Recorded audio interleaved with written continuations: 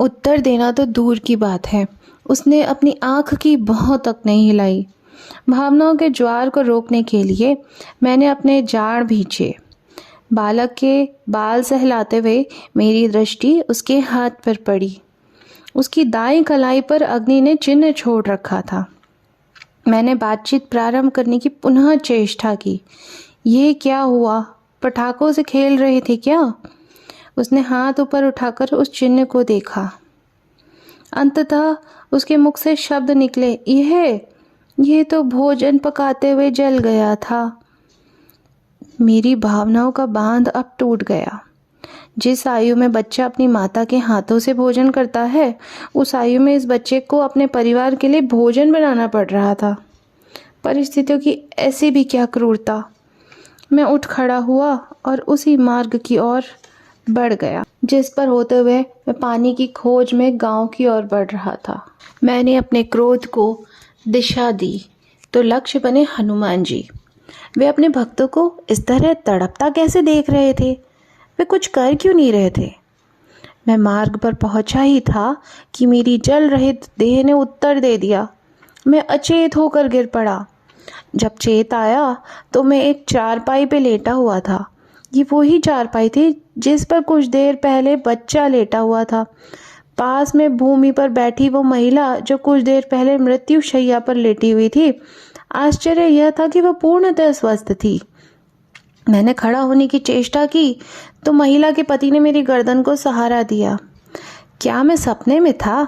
मैं अपनी शंका को स्वयं तक सीमित नहीं रख सका। धीरे से अपनी गर्दन उस व्यक्ति की ओर घुमाकर मैंने कहा, कुछ समय पहले आपकी पत्नी मृत्यु शैया पर थी। आप कह रहे थे कि वह ऐसी रुग्णता से ग्रस्त है जिसका उपचार संभव नहीं। उसके चेहरे पर अचानक भय और अविश्वास के भाव आ गए। उसने अपनी पत्नी के चेहरे पर भी भय के भाव आते देखा। अर्थात उसने जो सुना था वही उसकी पत्नी ने भी सुना था। सुनने में कोई त्रुटि नहीं हुई थी। एक संत अर्थात मैं उसके घर में मृत्यु के पैर पड़ने की बात कर रहा था। मुझे कुछ समझ नहीं आ रहा था। मैंने आगे कहा, हाँ भाई, मैं कुछ देर पहले पानी की खोज में आपके घर आया था। आपके बालक से मैंने पानी मांगा था। मैं उसके पीछे पीछे झोपड़ी में गया जहाँ ये महिला मृत्यु शैया पर थी। बहुत कष्ट में थी ये स्त्री। यदि मेरे तन पर भगवे वस्त्र तथा मेरे चेहरे पर दिव्यता का तेज न होता तो उन्हें मैं पागल जान पड़ता। जो शब्द किसी भी पागलपन का ठप्पा लगवा सकते थे, वही शब्द मेरे मुख से एक रहस्यमय व्याख्यान जान पड़ रहे थे।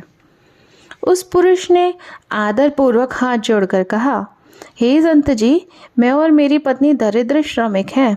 हम पास के खेतों में काम करते हैं और दोपहर के भोजन के लिए घर पर आते हैं। आज जब हम भोजन करने आ रहे थे तो आप हमें मार्ग में अचेत अवस्था में मिले। हमने तो आपको पहले कभी देखा तक नहीं।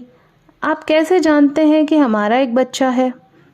उस माँ को लगा कि उसका बच्चा संकट में था। उसने तुरंत अपने बच्चे का नाम पुकारा। बच्चा दौड़ते हुए बाहर आया। उसके हाथ में एक रोटी का टुकड़ा था जिसको वो गुड़ के साथ खा रहा था। मुंह के भीतर के निवाले को शीघ्रता से चबाकर वह अपने माँ के प्रश्नों का उत्तर देने के लिए तैयार हो गया। आश्चर्य यह था कि उसने भी मुझे पहचानने से मना कर दिया। कुछ तो गड़बड़ थी। अब उस माँ से अधिक आशंकाएं मेरे मन में उमड़ रही थी। मैं तुरंत अपने पैरों पर खड़ा हुआ। उस सरल परिवार को शंका की पैनी दृष्टि से देखते हुए मैं बोला, मैं सिद्ध कर सकता हूँ कि कुछ देर पहले मैं इस घर में आया था। हाँ, मैं सिद्ध कर सकता हूँ।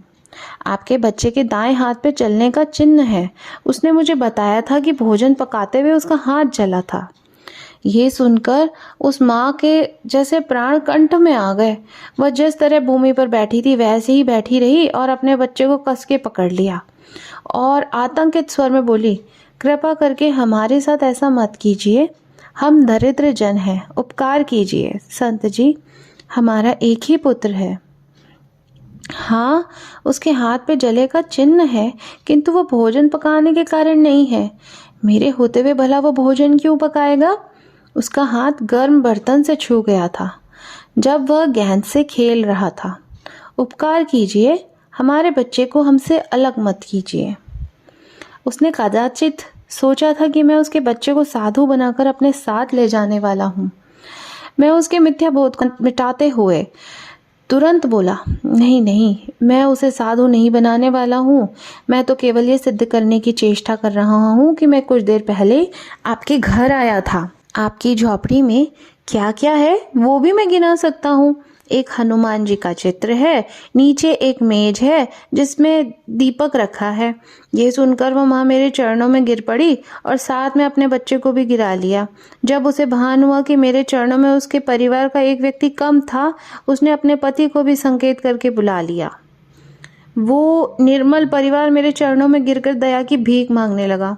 मेरे भगवे कपड़े और चेहरे के तेज को देखकर व्यक्ति प्रायः मेरे पैर पड़ते थे। इसमें कुछ भी नया नहीं था, पर यह परिवार तो इस तरह मुझसे भीख मांग रहा था जैसे कि मैं कोई कट्टरपंथी था। आदर से अधिक भय था उनके साष्टांग प्रणाम में। मुझे स्वयं पर घिन आ रही थी कि मैंने एक सरल परिवार को अनजाने में ही सही अपने चरणों में झुका दिया था। मैं तुरंत मुड़ा और उस परिवार को भूमि पर गिरा छोड़ गांव के मुख्य मार्ग की ओर चल पड़ा।